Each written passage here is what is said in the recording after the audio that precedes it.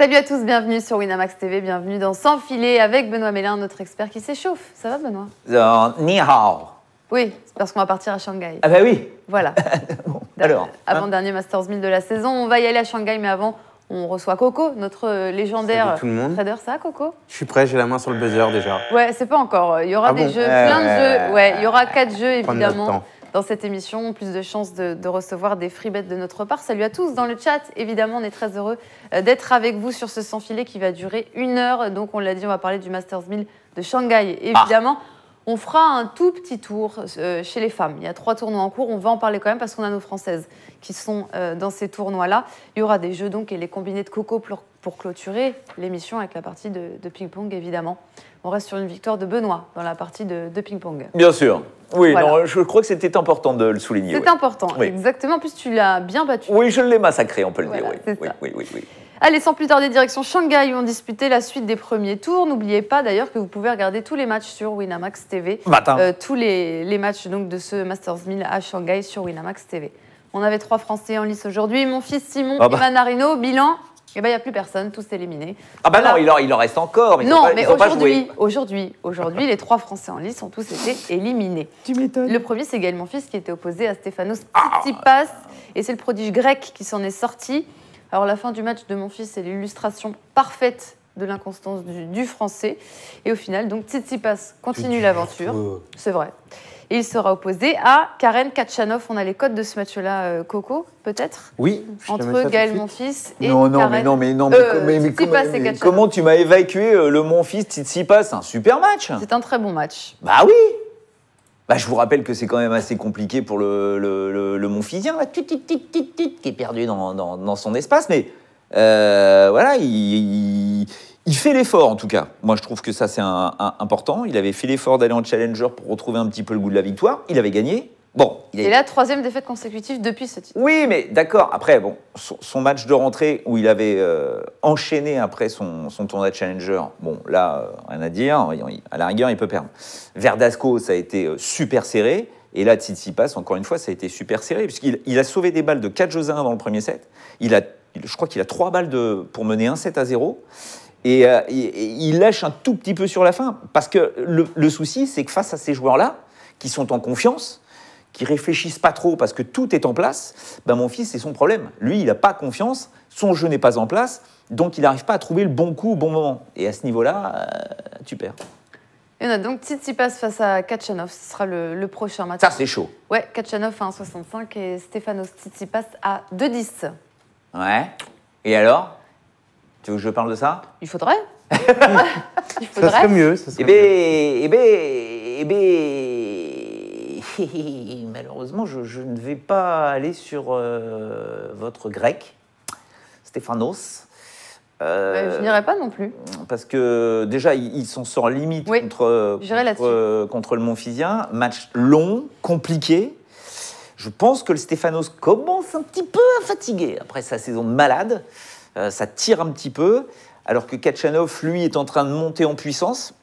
Et je trouve que voilà, Khachanov commence à devenir un peu plus intelligent, entre guillemets, sur sa façon de jouer au tennis. Il enveloppe un peu plus, c'est moins le bourrin d'avant. Et la vitesse de sa balle, notamment ici à Shanghai, qui est, je vous le rappelle, le tournoi le plus rapide du circuit au niveau de sa surface, ça peut faire des étincelles. Donc je vois Khachanov passer sur Tsitsipas. Moi, je serais partie sur comme ce qu'a proposé Coco, plutôt un 3-7. Parce que je t'avoue que 3-7, j'arrive un pas à me décider à un 94. 94. Je trouve que c'est C'est pas mal quand tu sais que tu as Khachanov à 1,65, Tsitsipas à 2,10. Oui, bien sûr. Entre les deux, quasiment au 2,10, tu as 1,94, 3,7. Je vous avouerai que je vois Khachanov passer. En deux Mais bon, on verra, justement. C'est Je vois pas Tsitsipas non plus. la capacité de Tsitsipas à pouvoir se régénérer assez rapidement. Mais Khachanov n'a pas eu un match facile non plus au premier tour. Mais je le trouve quand même, pour l'instant, plus costaud dans la fin de saison, parce qu'il a moins joué aussi que Tsitsipas. On a aussi une défaite du côté de Gilles Simon contre l'Italien Marco Cecchinato. Mon Gilou! Il semblait en plus avoir le match en main, notre Gilou, et puis au final... Il a eu balle de match. Bah ouais, c'est ça, il s'est montré décisif au meilleur des moments. Et pour l'Italien, ce sera Chung ou Urcax au second tour. Ça, c'est dur pour mon Gilou, c'est dur. bon, on rappelle que Shanghai, c'est un peu son tournoi, hein, finale, enfin son tournoi de Masters 1000, j'ai envie de dire. Finale en 2014, demi en 2016. Bon, c'est quand même pas mauvais, quoi, dans un Masters 1000. Bon, là, Au final, c'est Cecchinato. Pourtant, je le voyais passer contre Cecchinato. Hein, mais Cecchinato, vraiment, hein, c'est pas mal. Hein, je le trouve le pas mal. maître des amortis, Cecchinato. Chung face aux Polonais, t'en penses quoi? Du coup, pour affronter Cecchinato. Je reste sur Chung. Je pense que ça va faire Cecchinato Chung. Non, tu doutes? J'en sais rien. Il est pas mauvais, le Polonais. Chung, Il est pas mauvais, il manque bien. Chung. Le problème, c'est que Chung, depuis son retour de blessure, parce qu'il s'est blessé sur la terre battue, bah, c'est catastrophique. Chung, il n'y a rien, il n'y a rien. Ça Bah ne alors parle pas du lui, tout. vraiment, là, tu sens que le gars, il a perdu totalement ses repères par rapport à ce qu'il avait été capable de faire au début de cette saison. Notamment, tu l'as dit, mon coco, grâce à toutes... Enfin, à cause de sa blessure. Alors que le Urcax, là, il sort des qualifs, il a ses repères. Je sais pas. Chung qui avait bien fini aussi l'année dernière. Il gagne le Master des Next Gen. Ouais, non, mais il était là, justement. Et malheureusement, il a rien pu faire cette année parce que il avait beaucoup joué en 2017. Il n'a pas pu continuer du tout sur sa lancée là cette année. J'avoue que j'en sais rien. J'en sais rien. Je suis pas du tout. Je peux pas dire que je suis sûr sur Chung, quoi. Tu seras peut-être sûr sur le prochain match. On va parler de Manarino qui affrontait un autre transalpin en la personne de Andreas Seppi, que l'on connaît très bien. Ça fait 50 ans qu'il joue au tennis, Andreas Seppi. Et voilà, le vétéran italien qui restait quand même sur 4 défaites de rang. Le problème, c'est qu'Adrian Manarino n'était pas non plus à son meilleur niveau. Oh. Et c'est une 6e défaite de rang pour le Français. Oh là là. Voilà. Un peu catastrophique. Il y a une nouvelle coupe de cheveux d'ailleurs. Ouais. Mais... Il s'est tout rasé. Non, mais souvenez-vous, je me souviens, on en avait parlé dans une des émissions de Sans Filet. Je me souviens plus à quelle époque c'était. Je crois que c'était après Wimbledon où il avait voulu enchaîner. Partir tout de suite sur la saison d'été américaine et continuer à jouer. Il s'est pas posé. Il enchaîne là alors qu'il devrait faire des pauses. Il devrait essayer de se ressourcer, sortir un peu la tête de l'eau, là, et puis recommencer un petit peu à jouer au tennis, tranquillement. Parce que là, il enchaîne défaite sur défaite. Bon, ok, il passe de tournoi en tournoi, mais enfin bon, ça n'a aucun intérêt pour lui. C'est chute au classement. Je vous rappelle que les Français commencent à avoir un petit peu peur. Lundi, on n'aura plus dans le top 20. Bah, on ne sait pas. Pour l'instant, si, Pouille, il est toujours dans le top 20. Hein, donc, on verra bien. Bien sûr qu'il peut en sortir, mais il faut que les autres le dépassent. Pour l'instant, on verra. Mais ça dépend de quel classement on parle. Mais si on parle du classement ATP, pour l'instant, Pouille est dans le top 20. Si on parle du classement de race, effectivement, là, ils sont loin. Le premier, c'est Gasquet qui doit être 27 ou 28. Donc là, effectivement, ça commence à faire un peu peur.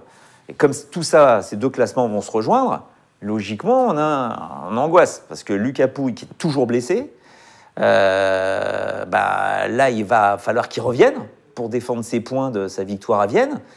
Du tournoi de Vienne, là, c'est bientôt, hein, c'est dans 15 jours. Donc, faut se dire que ça fait un peu peur, tout ça, quoi. Le classement race, dans un mois et demi, c'est le classement ATP. Ah oui, c'est officiel. Le classement ATP. Oui, mais bon, voilà, s'il peut revenir sans avoir de douleur, parce que là, je vous rappelle qu'il est au mondial de l'automobile, Lucas Pouille. Donc bon, il est loin du tournoi, du circuit ATP, quoi. Et donc voilà, s'il peut revenir, c'est un joueur qui est tout à fait capable de nous faire quelque chose, là, que ce soit même sur Bercy, tu vois. C'est tout à fait le genre de tournoi où il peut briller. Mais encore faut-il avoir pu s'entraîner, avoir pu retrouver un peu de confiance, parce que là, on est sur la fin de la saison, qu'avec des morts de faim et qui veulent se qualifier pour le Masters, avec la place de numéro 1 mondial au bout, Bercy, tu vas pas avoir de tour gratuit, quoi. Donc si t'es pas prêt, ça va être terrifiant. Mais bon, Manarino, donc Seppi, il va jouer contre qui ? Et ouais. Mais non, on attend, on sait pas. On sait pas encore. Non. Moi, j'ai le sentiment que les 8 places pour le Master sont déjà, vu les écarts, sont déjà joués. Quasi, oui. Je crois que c'est... Peut-être Tim qui pourrait perdre la sienne, c'est lui le 8e. Mais oui, voilà, il peut y avoir un... apparemment, ce ne sera pas Isner. Peut-être. Voilà, c'est Nishikori qui peut peut-être... Nishikori ou Fonini sur un miracle, il est blessé, donc il ne fait pas Shanghai, donc c'est mort. La nouvelle est tombée à 18h30, on était en pleine émission. Tu te souviens, la semaine... Bah non, pas la semaine dernière. Oui, quand il devait jouer contre Del Poco. Je sors de l'émission, je vois quoi ? Punaise. Mais en fait, il s'était blessé. Enfin, il s'était fait mal à la fin de son match du tour précédent. Et c'est vrai qu'il avait fini les 2 derniers points en boitillant un peu. Ouais, mais Bon. tu sais jamais, quoi. Si avec... Est-ce qu'il avait vraiment C'est mal, ça. pas vraiment mal? Et apparemment, il s'est fait mal. Donc, Et oui, d'ailleurs, il est forfait à Shanghai. Voilà, donc il n'y a pas Fonini, il n'y a pas Isner non Il n'y a que plus. Nishikori en fait qui peut prendre la place à Tim, Voilà, je pense. mais bon, il faut que Nishikori nous fasse un gros... Et que Tim prenne Masters. rien parce que Tim avec son US Open, c'est un peu protégé la place au Masters. Ouais, Il ouais. était limite et là, Faut il a voir. quand même une bonne avance. Allez, on va parler maintenant de Milos Raonic qui s'est fait sortir par le jeune qualifié Mackenzie McDonald. Prochain tour pour l'Américain, ce sera donc Bautista Agut. On va mettre les notes. Les cotes de ce match-là. Mais voilà, Milos Raonic n'y arrive plus, hein, mon cher Benoît. Là, c'est... Oui, mais bon, encore une fois, il faut vraiment bien préciser que quand tu arrives sur ce tournoi de Shanghai, c'est pour ça que, tu vois, souvent les tout meilleurs viennent un petit peu avant pour s'acclimater à cette surface. C'est vraiment très rapide par rapport à ce que tu as les semaines d'avant, quoi, que ce soit Pékin, que ce soit Tokyo. En plus, Tokyo, cette année, à cause des Jeux Olympiques qui vont avoir lieu là-bas, on ne jouait pas dans le stade classique. On était sur un autre stade où on a joué en indoor, en salle, alors que normalement, Tokyo se fait à l'extérieur. Donc vraiment, il y a toute une différence de façon d'aborder un tournoi qui peut poser des problèmes pour les joueurs qui arrivent. Et on a vu que Raonic, là, ok, d'accord, il sert bien, mais bon, ça suffit plus, quoi. Ça suffit plus. Les autres joueurs savent maintenant servir aussi fort. Bon, peut-être pas que Raonic, mais bon, ils ont des grosses premières balles de service. Et Raonic, si tu relances son service, derrière, il n'y a plus grand-chose, quoi. Donc, il est passé... Il n'est pas si élevé, McDonald. Le face à McDonald. Bautista Agut. Il est à 2,90. C'est pas un mauvais, hein, McDonald. Il est Non. dans les 80, il doit être 70, 15, Ouais, non, 78, un truc comme Un ça. peu plus, j'aurais dit 80 et quelques. Mais bon, 80, 90, il peut-être. passe en 3. Et 78. Ah ouais. Alors après, Agut, attention, hein, Agut, c'est le métronome qui nous a fait une finale ici. Donc bon, faut voir. Agut qui a fait un bon match face à Rublev. Rublev qui met plus Bon, trois Rublev, pieds il en devant met l'autre plus non une. plus. Mais bon, Agut... Par l'année dernière. Alors moi, franchement, je ne le vois pas s'incliner contre McDonald. Moi non plus, hein. C'est pour ça... Je sais que le tennis, c'est compliqué à pronostiquer, mais enfin là, moi, je la mets en base dans mon combiné, je te le dis. 2-0, 1,76. Oui, mais tu vois, tu m'aurais parlé de Bautista Agut, par exemple, de l'année dernière, ou même du début d'année, bien sûr, sans problème. Mais tu sens qu'il... Ça fait un an et demi même pour moi qu'il est en perte de vitesse facile. Ah non, ouais, on perd de Il vitesse. y a 2 ans et demi, Ben, on l'annonçait. oui, mais Chez d'accord, l'Espagnol, mais, c'était la relève, tu bah vois. oui. C'est comme Ramos qui est en perte de vitesse totale aussi. Non, Bautista Agut, c'est pas la relève. Non, mais ça va pas. Mais t'as cramé ou quoi? Il y a un an Mais et demi, t'as pris le soleil. chez les Espagnols. Non, mais c'est pas la relève. Chez les Bautista Espagnols. Agut, il a 30 balais, c'est pas la relève. Oui, non. Mais Il y a un an et demi, il y avait. Mais c'est un joueur, c'est un métronome, il est terrifiant à jouer, mais malheureusement, là, physiquement, tu te rends compte qu'il est beaucoup moins saignant qu'avant. Donc bon, mais normalement, il est au-dessus de McDonald. Hein. On va finir ce petit tour de la journée avec le meilleur ami de Benoît.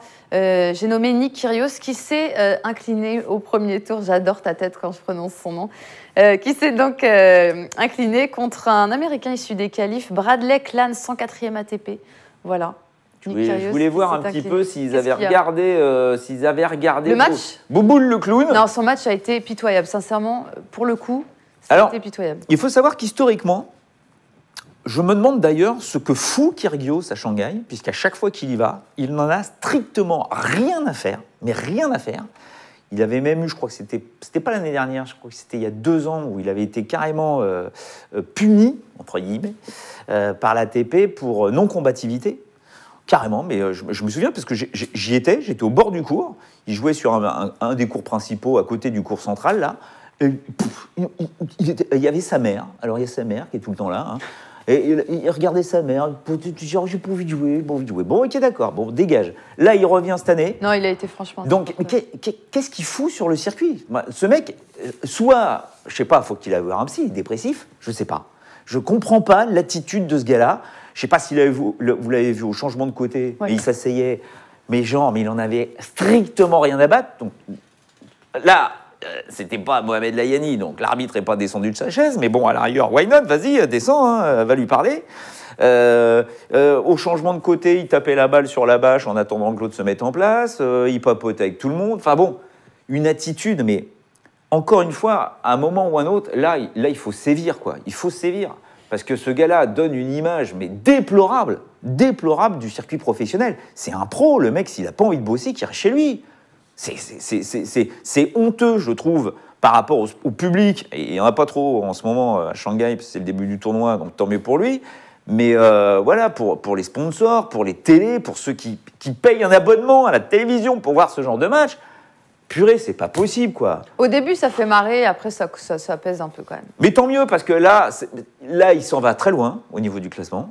Donc le gars, il y a très peu de chances qu'il soit tête de série à l'Open d'Australie. Donc on va voir un petit peu si ça... Mais je crois qu'il en a tellement rien à foutre que ça lui parle pas, quoi. Il est là, il traîne sa misère là, sur les cours. Donc à un moment ou à un autre, moi, il me gave.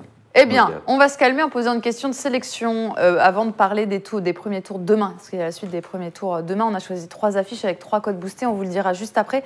Je vous pose une question de sélection. Alors attention, je vous préviens, c'est une question de sélection qui n'est pas évidente. Parce que j'ai besoin de 2 personnes d'entre vous dans le chat qui sont calées tennis féminin. Sinon, vous allez tout perdre. Sachez-le. Du coup, ce serait bien de répondre sans Internet. Je ne pourrais pas vérifier, mon cher Coco. Je ne peux pas être derrière eux, donc je ne pourrais pas vérifier. S'ils répondent avec Internet, on va appeler 2 personnes d'entre vous, et donc vous allez participer à Juice. C'est le fameux jeu où vous partez avec une cagnotte de 25 €, plus 5 la bonne réponse, moins 5 la mauvaise réponse, et ce sera un quiz spécial Alizé Cornet. C'est pas sympa. Ouais, mais c'est bon, là, ils peuvent préparer. À la rigueur, mais il faut bien préparer parce que j'ai pas été sympa. J'ai pas été sympa. Alors, quel tournoi remporte Alizé Cornet en 2008 ? Point d'exclamation, quiz avec un seul Z, vous répondez. On vous rappelle dans quelques minutes pour participer à ce quiz-là qui n'est pas évident, je l'avoue. Il y aura peut-être un bonus si jamais ils répondent bien quand même. Oui, mais là, à la rigueur, là, ils peuvent chercher le temps de répondre. Oui, après. Enfin, il faut répondre. Ouais, mais c'est pas conseillé vu les questions qui vont être compliquées. Ça va derrière. pas être sympa comme ça. Ah bah, je t'avoue, je ne sais pas. C'est compliqué. Le tournoi qu'a gagné Alizé Cornet en 2008. Je sais ouais. que Coco m'a lâché l'info il y a tout à l'heure. Ouais. Et je l'ai regardé avec des yeux de Gauthier, je dis... Il faut un peu corser quand même. C'est le premier titre qu'elle a remporté dans sa carrière. Exactement. En indice. Exactement. Voilà. Allez, on va partir maintenant sur les affiches de demain. Il y a notamment Richard Gasquet, demi-finaliste à Tokyo, qui a été éliminé ce ça veut dire matin. que tu parles même pas de la victoire de Coric contre Wawrinka. Tu passes ça comme ça, toi. Première victoire de Coric qu'on va jouer en finale de la Coupe Davis. C'est vrai, mais parce que bon, il fallait parler. Non, mais tu peux en parler. Si non, tu veux, mais c'était un très beau match. Encore une fois, je trouve que Wawrinka est là. Heureusement, tant mieux. Il avait un bon bilan contre le Croate. Bon, après, on sait qu'il revient. Il l'avait toujours battu, donc c'était pas évident. Qui passe au final. Ouais. Et il jouera le fameux qualifié qui a remporté son match contre Nick Kyrgios. Clan. Voilà, exactement. Ah ouais, mais c'est un très bon tableau qui s'ouvre pour Coric, parce que lui, on le voit, personnellement, moi je le vois arriver au moins en 8e de finale, c'est-à-dire encore 2 victoires, pour aller sur, on ne sait pas, Del Potro, Gasquet, on ne sait pas. Oula, doucement. Déjà, on va parler du match de Gasquet, parce qu'on a une cote une qui victoire, vous parce que là, il joue Clan. Et il faut qu'il le batte. En 8e, parce que tu as dit 2 victoires. Ah oui, non, une victoire, il sera en 8e. Voilà, et en 8e, c'est Del Potro. Ça peut être Gasquet. Doucement. Richard Gasquet face à Mayer. On va en parler maintenant. Mayer est à 3, Gasquet est à 1,36. Ils en sont à 1 partout dans les confrontations. La dernière date, c'est à l'US Open 2017, victoire de l'Argentin en 4-7. Voici les codes du match de base. Mayer est à 3, Richard Gasquet est à 1,36. On rappelle qu'il perd à Tokyo samedi matin contre Kei Nishikori. Voilà pour les données factuelles. Samedi matin, en France. En France, oui. Attention à Leonardo Mayer. Ah ouais, mais moi, en fait, ce qui m'inquiète juste, c'est la forme physique de Gasquet. Il a l'air... Mais vu qu'il a l'air bien, il a l'air bien, donc je me dis, moi, écoute, je crois vraiment en Gasquet. Je ne vois pas 3-7, non 66 OM champion. On vous booste la cote Gasquet 2-0. Voilà, on va vous afficher la cote boostée sur cette rencontre-là. Elle passe de 1,85 à 2,20. Si on peut afficher la cote boostée. C'est pas mal ça. Mayer Gasquet, score exact, donc 2-0 pour Gasquet et c'est boosté jusqu'à 20h. Il a fait un très très bon tournoi. Attention, c'était au Japon, une surface qu'il aime bien quand même, tu vois, qui était semi-rapide. Shanghai, l'an dernier, il fait un bon tournoi de Shanghai. Je crois qu'il arrive en quart de finaliste. Il arrive en quart, il bat Gilles Simon, tu vois, c'est pas le mec qui t'agresse, alors que Leonardo Mayer peut t'agresser. Beaucoup d'expérience, Leonardo Mayer. Et là, vraiment, hein, il paraît que la surface est très très rapide. J'ai pas joué dessus, mais là, cette année, c'est fou. On devrait t'envoyer là-bas. Leonardo, il a du en mal avantage. depuis quelques matchs quand même. Qui ça? Leonardo, il a Oh, du mal oui, non, depuis mais quelques bon, matchs. ouais, le Ricci. Puis la fin du US Non, Open. non, Voilà, le non. Ricci nous a fait des super matchs. J'ai trouvé son attitude parfaite Ouais. sur le court par rapport à justement cette volonté d'être agressif, que ce soit contre Anderson, que ce soit contre Boboul le clown et contre Kyrgios. Et contre Nishikori, vraiment, le premier set a été très très chaud. Et c'est vrai que Nishikori, sur la deuxième partie du match contre Gasquet, a été impressionnant. Hein. Donc, pour ça que je voyais Nishikori aller beaucoup plus loin que ça. Je ne voyais pas perdre en finale. Mais toujours est-il que Gasquet-Mayer, normalement... T'es d'accord avec la cote boostée? Le Bien Gasquet de sûr. 7-0, je trouve Ricci, que c'est pas mal. je veux voir Ricci peut-être contre Del Potro au deuxième tour. Et attention, ce n'est pas du tout sûr, parce que Del Potro était grippé lors de sa finale Oui, c'est ce à que m'a Pékin. souligné Coco quand je l'ai chambré. Là. Et je peux te dire que c'est pas du tout sûr. Après, Delpo, logiquement, doit essayer de faire cet effort-là parce que il y a toujours cette possibilité de la place de numéro 1 mondial. Mais bon, je crois que c'est plus nous, dans notre tronche de journaleux, qui sont en train de se dire « Ah les gars, il y a la course de numéro 1 mondial. Ok, pour Djokovic, Si Djoko je veux bien, mais Del Potro, lui, il sait qu'il est qualifié pour le Masters. S'il est un peu fiévreux, voire grippé, pas bien dans sa tronche, je ne sais pas s'il il va peut-être poser un peu le sac. Hein. On aura aussi demain... Vas-y, Sauf mon que Coco. Del Potro, le match qu'il a joué où il était grippé, c'était dimanche matin. Et dimanche après-midi, arrêtez de dire Dimanche matin, heure française. Je parle heure française. Oui, mais lui, Et il que est là, pas il est en Asie, Oui, il y a mais pas de on va matin. prendre heure française pour les joueurs. Donc il a joué dimanche matin, heure française, et là il ne démarre que en huitième de finale. Ouais. Donc il ne joue pas avant mercredi ou jeudi matin, heure française. Ben, peut-être, mais, mais tout dépend. Moi, je ne sais pas ce qu'il a, ce gars-là. Tu vois, je ne suis pas le thermomètre. Donc, s'il a vraiment une grosse crève, tu ne peux pas t'entraîner. Tu peux être cloué au fond de ton lit. Ah non, mais attends, c'est arrivé à des joueurs.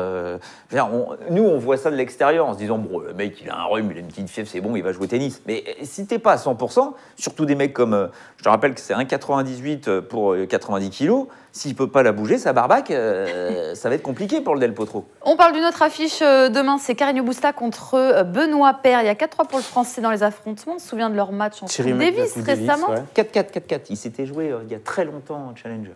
Ah oui, mais je compte pas. Ah bah oui. Marie compte jamais les Je ne challengers. compte jamais les challengers dans les confrontations. Ok, d'accord. Mais voilà, on est à Benoît Paire, Favo 1,60, Carreño Busta à 2,20. On a aussi une belle cote boostée à vous proposer sur ce match-là. Je t'avoue qu'on est parti sur un 3-7. Nombre de 7, 3. Son victoire à 2,40. Pas de victoire, pas de gagnant. Juste 3-7 dans le match. Très bien. On ne s'est pas mouillé. C'est une bonne idée. Ouais, parce qu'en fait, sur les joueurs comme ça aussi irréguliers en termes de comportement. Oh, c'est pas beau ce que tu dis. Non, mais je pense à Fonini, je pense à Benoît Paire. Bon, Nick Kyrgios, on le met de côté maintenant. Mais voilà, tu sais jamais comment ils vont être sur le court. Ça peut changer d'une minute à l'autre. Donc voilà, pas de gagnant. 3-7, c'est boosté jusqu'à à 20h, c'est ça. Vraiment, je pense que Benoît Paire a changé. Oui, non, mais ça c'est sûr. Mais, surtout qu'il sort des mais même Fonini s'est calmé. Hein. Oui. Mais voilà, c'est juste que tu sais jamais. Benoît Paire sort des qualifications, il est pas simple. Il faut y aller, il faut avoir l'humilité de refaire ça. C'est vrai qu'il est loin maintenant, il est au-delà de la 60e place mondiale. Mais Carreño Busta, voilà, c'est le genre de joueur qu'il aime bien, c'est un mur, voilà, mais qui n'est pas dangereux. Il n'y a pas le coup qui fait mal. Donc Benoît Paire, il sait très bien qu'avec son service, déjà, il peut te casser la baraque de l'Espagnol. Et puis derrière, il peut finir avec son revers, il peut faire des amortis, enfin, il peut complètement le foutre en l'air, le Carreño Busta. Je ne parle pas de la Coupe Davis, parce que le Carreño Busta était blessé, et puis voilà, il n'y a pas eu de match. Non, c'est vrai. On va dire que la seule fois où ils sont affrontés sur une surface à peu près équivalente, c'était à l'US Open, il y a 2 ans, je crois, ou un truc comme ça, et Carreño Busta avait gagné 4-7. Donc, bon, mais là, à l'heure actuelle, je mets Benoît Paire vainqueur. Mais je pense que Benoît Paire, la Coupe Davis, il a fait beaucoup de bien. On va le ressentir là sur les tournois qui vont arriver. C'est possible. Je pense que dans sa tête, ça il joue pour rejouer la finale. Pour jouer la finale, donc, bien sûr. il est là. Il est évident que tout le staff il est dans les 2 favoris pour jouer la finale. Oui. Avec Gasquet, c'est les 2 favoris. Moi, je vais Ricci aussi. Ah bah oui, parce que Lucas Pouille, on ne sait pas. Alors, normalement, il doit y avoir une discussion sur le cas Gilles Simon. Parce que Gilles Simon joue très très bien en ce moment, même s'il a perdu contre Cecchinato. Mais c'est un gars qui a un très très bon ratio sur ses tête-à-tête face à Cilic. Donc, à un moment ou un autre, il faut voir un petit peu. Mais C'est vrai là, que Simon, il a un très beau ratio face à Cilic. Ah bah oui. J'y repense. après, bon, Ça a déjà joué. il y a pas vrai. Tsonga, pas possible. Non. Parce que là, on parle de matchs en plus longs, hein, au meilleur des 5-7. Son gars, pas possible. Pouille, on sait pas. Mon fils, Manarino, l'État, non. c'est pas la peine. S'il y a Manarino, c'est encore pas la un peine. joueur qui peut, pourquoi pas, venir Chardy. sauver la nation, c'est Jérémy Chardy. Après, on va voir ce que Jérémy Chardy peut faire à Shanghai. Nous en parlerons juste après le Chapovalov Basilashvili. Aïe, aïe, aïe. Là, on n'est pas d'accord. On en a discuté Alors, avec Coco. On n'est pas d'accord. On n'est pas d'accord, c'est vrai. Alors, on rappelle Oui, que mais- Basilashvili a remporté Pékin dimanche contre Juan Martín Del Potro fiévreux. N'oublions pas de le souligner parce que Coco va le rappeler sinon. Oui, oui, non, mais ça a, Beaucoup. ça a été chaud comme match, hein, attention, hein, parce que Del Potro, il a fait l'effort sur la fin pour pas lâcher. Et je peux vous dire que Basilashvili, il a été très, très Je solide sais, dans sa tête. c'est ce que je dis. Depuis le début de l'émission, beaucoup de messages dans le chat qui disent prenez Basilashvili Avec Coco, on demain, partirait plutôt parce prenez qu'en fait, Basilashvili, oui. belle cote, etc. C'est vrai. Donc les joueurs sont plutôt avec nous, tu vois. Eh ben, bon, moi, je dis pas. Toi non, mais Ouais, je dis les pas joueurs sont Basilashvili. avec Défends nous. ton Chapovalov alors, mon cher Benoît. Ah ben, c'est pas trop Chapovalov que je vais défendre. C'est plutôt Basilashvili voilà, que tu vois dans Là, le... c'est très compliqué. Parce que bon, ok, il gagne déjà un 500 à Hambourg, ce qui était extraordinaire. Mais là, c'est un énorme titre qu'il a gagné en Asie, un tournoi compliqué pour lui. Il sauve des balles de 7 en demi-finale de premier set contre Kylie Moon. Il joue la finale contre Del Potro, où logiquement, il n'est absolument pas favori sur le papier. Alors qu'il aurait dû jouer Fonini en plus. Je plaisante. Il arrive à s'en sortir. Il fait une très très grosse semaine. Il gagne. Il y a une décompression évidente après un titre de cette importance-là. Tout de suite après, tu joues à Shanghai contre un mec comme Chapovalov qui lui est en feu parce que je peux vous dire qu'il a grave les boules de ne pas avoir été au moins en finale sur le tournoi en perdant contre Il a Medvedev. laissé des plumes un peu quand même hein, dans ce tournoi. Qui, Chapovalov? Ouais. Non, lui, il enquille. Hein. Et je trouve qu'il a été intelligent, il n'a pas joué la Lever Cup. Donc, à partir de là, je pense que Chapovalov sera beaucoup plus prêt à jouer ce match que Basilashvili. Eh bien, ça tombe bien. Notre code boosté est sur Basilashvili. Voilà, premier set, Basilashvili. Fin de match, Basilashvili. Et c'est boosté à 3,25 jusqu'à 8 heures. C'est la dernière Ah code boostée qu'on propose sur Shanghai. Je vous fais un petit récap des 3 codes boostés qu'on propose. Sur le match de Gasquet, on vous propose Gasquet 2,70 de 1,85 à 2,20. Ça me plaît. La deuxième code boostée, elle est belle aussi. C'est 3,7 sur Carreño Busta Pair. On ne s'est pas mouillé, j'avoue. Ouais. Qui est J'y crois boosté pas, à mais pourquoi 2,40. Tu vois plutôt un 2-7 dans un sens ou dans l'autre? Ah, je vois 2-7, 2-7 Benoît paires, Paire. ouais. Cette paire, Ouais. je vois. Et puis donc la dernière, Basilashvili, premier set, Basilashvili, fin de match. Ça peut être en 3-7, hein. Ah, j'y crois pas. 3-25. Sachant que Chapovalov a joué un tournoi compliqué aussi la semaine dernière. Il a eu que des matchs en 3-7. C'est ce qu'a dit Benoît, ouais. Gros Ouais, adversaire, bien sûr, bien alors. sûr, bien sûr. Après, voilà, Vikash est d'accord avec toi. Il pense que Basile va lâcher après sa victoire. Et à 100 chaussettes, qui voit Basile sec 2-0, plutôt comme nous. Ouais, non, mais après, c'est ça qui est génial. Parce que on est sur la fin de la saison, donc il faut prendre plein de facteurs en considération. C'est-à-dire que vous avez la fatigue des joueurs, parce qu'il y a toujours une petite pause après l'US Open. Tu vois, bon, après, il faut partir en Asie. Ah ouais, mais il y a encore la fin de la saison, il faut revenir en Europe.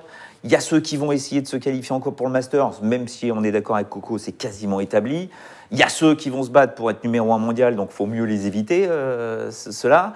Et puis, il y a ces différences de surface qui sont énormes. Sur 3 semaines en Asie, c'est très, très compliqué de s'en sortir à chaque fois. Donc, pas simple. Hein. Il y a d'autres affiches programmées demain, on accélère parce que je vois le temps qui passe. D'autres affiches programmées, mais il y a quand même le Chardy Djokovic. Bon, il y a 11-0 hein, pour le Serbe dans les confrontations. On n'a pas grand espoir pour Je dirais Jérémy même- Chardy. Il y a 26-7-0. Ouais, il n'y a pas grand espoir. Est-ce que Terrifiant. il ne grattera même pas un set? Et attends, et ce qui est d'autant plus dingue, parce que vraiment, je m'en souvenais pas. J'ai regardé ça en me disant, tiens, Chardy, qu'est-ce qu'il a fait contre Djokovic? Quand j'ai vu le 11-0, 11-0, ouais, la c'est vache, terrible. là, je regarde les 7, Ouais. et un truc énorme. Non, mais là, c'est juste pour vous dire et qu'il y a tu ce te rends match-là. compte en plus qu'ils ne se sont pas joués dans des tournois miséreux. Quoi, Ouais, tu vois. ouais. Ah, non. Ils sont joués en Roland, Grand Chelem, ils 2 sont fois joués en Wimbledon, Masterfield. Open d'Australie. Enfin, c'est gros rendez-vous. Et ben, il Ouais. ne prend pas un set. Et je vous rappelle que s'il y a un gars qui est quasiment injouable à Shanghai, c'est Djokovic. En plus, il n'a aucun point à défendre d'ici Alors la après, fin de saison. c'est ça. Il va Alors pouvoir. après, attention, parce que je vous rappelle que le Jérémy Chardy, c'était l'invité de Roger à la Lever Cup. Donc tout ça, ils ont bouffé ensemble, ils sont sortis. Attention, parce que c'est pas des joueurs qui ont l'habitude de sortir ensemble. entre guillemets, pendant la saison sur le circuit. Or, pendant la Lever Cup, il y a cette espèce de team, là, Europe et monde, là, où tout d'un coup, ils sont tous ensemble, puis ils s'éclatent, ils se font des petits dîners, ils sortent ensemble, voilà, ils s'amusent. Hein. Et Chardy était là.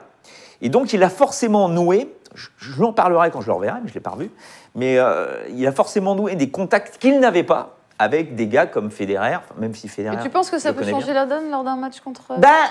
C'est plus tout à fait le même état d'esprit. Mais bon, Djokovic est quand même largement au-dessus en ce moment. Après, clair. Attention à Chardy. Sur des surfaces comme ça, s'il sert bien, c'est le genre de joueur qui peut te faire mal à n'importe quoi. Ouais, pour la vanne, il y a combien Chardy prend un 7 oui. Pour la vanne, Coco, Chardy prend un 7. Allez, on n'y croit pas, mais je veux juste voir la cote. 2,65. C'est pas élevé. Ouais, c'est déjà pas mal. Parce que c'est quoi? C'est 8,75 là, sa victoire contre Djokovic? Oui. Non, mais là, personne ne clique dessus. Mais là, c'est prend un 7. À mon avis, quand tu vas regarder les répartitions, mon cher Coco... quand tu vois les scores exacts, tu vois, Chardy, c'est 2-0, c'est 10, 2-1, c'est 11,50. Allez, on vous rappelle aussi qu'il y a une promo sur Winamax Shanghai Challenge, 5 000 € à gagner, mon cher Benoît. C'est sur tous les matchs du tournoi de Shanghai simple et double, donc du 8 au 14 octobre. Alors, à chaque fois que vous remportez un pari, c'est bon, qui porte sur un ou plusieurs matchs, vous marquez un nombre de points qui sont égales à vos gains nets. Voilà, si vous pariez en live, vos points sont doublés. Il y a un classement qui est établi, mais vous avez l'habitude de ce genre de promo. On l'a fait souvent sur les gros événements de tennis. Voilà, il y a un classement qui est établi et les meilleurs parieurs vont se partager 5 000 €. Merci à notre chère Modo Anna de nous avoir mis le lien dans le chat. Et nous, on va jouer maintenant. Et attends, juste un petit truc. Regarde, tu vois, il y a Vikash. Vikash, j'étais d'accord avec toi. Info, quand Basilashvili a gagné Hambourg, le tournoi d'après, il s'est pris 6-3, 6-3 contre Laszlo Djere. Mais Djere sur terre battue, c'est pas dégueu. Petite info. Ouais, mais petite info à prendre quand même en compte, sait-on jamais. Petite info. On va jouer au jeu des CV, voilà, petite info aussi. Point d'exclamation, quiz avec un seul Z, Team Benoît, Team Coco. Ça va être le jeu des CV, il y aura 5 € à gagner par bonne réponse. Et on joue avec le buzzer, là. Et on joue avec le buzzer, c'est exactement ça. On joue avec le buzzer. Oh, c'est l'angoisse. Alors voilà, Benoît, Coco, c'est le jeu des CV, vous savais le principe. J'ai perdu, hein, la dernière. T'as perdu la dernière. Oui. C'est vrai. C'est vrai. On va balancer le premier CV. Oh, l'angoisse. Genève en 2017. Wawrinka. C'est ça, c'est 5 € donc pour la. Les Open 2016, c'est ça? Moment. On lance le deuxième CV. Ça commence. Coco. Donne la réponse maintenant, par contre. Dépêche-toi. Mais non, Turic. Voilà, c'est bon. 2-0 pour Benoît. Toi, tu tapes sans savoir la réponse. Ça va être criant. Pas avec Koric. Allez, on enchaîne avec le troisième. Il y en a beaucoup là. Hein. Anderson. Non. Allez. Qui gagne le Queens. Allez. 2018. Allez. Mais je peux rien dire, moi, je suis obligé d'attendre maintenant. Tu peux reprendre un main. Silic. Oui, c'est ça.